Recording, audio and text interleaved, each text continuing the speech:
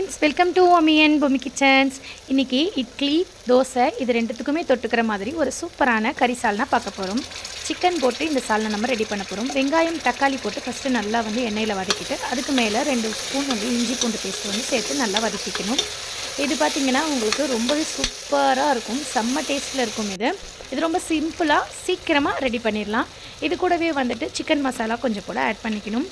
அதுக்கப்புறமா தனி மிளகாய் தூள் கொஞ்சம் காரத்துக்கு ஆட் பண்ணிக்கணும். தேவைப்படுற அளவுக்கு உப்பு சேர்த்து நல்லா வதக்கி விட்டுக்கணும்.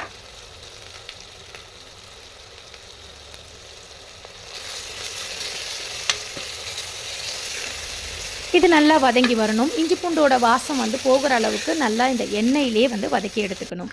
அதுக்கப்புறம் சிக்கனை நல்லா கழுவி எடுத்து வச்சுட்டேன். மஞ்சத்தூள் போட்டு 2-3 தடவை அலசி அப்புறமா இதை அப்படியே எடுத்து இந்த கிரேவியில் நம்ம போட வேண்டியதுதான்.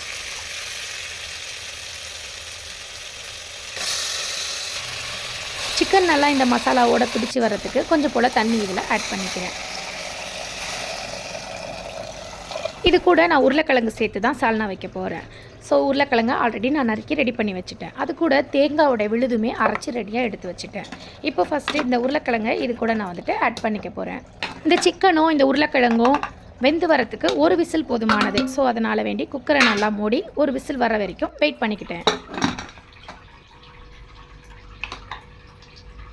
இப்போ குக்கர் ஒரு விசில் வந்துருச்சு. இப்போ நம்ம ஓப்பன் பண்ணிவிட்டு நம்ம அரைச்சி வச்சுருந்த தேங்காவுடைய விழுதை இதில் நம்ம சேர்க்க வேண்டியது தான்.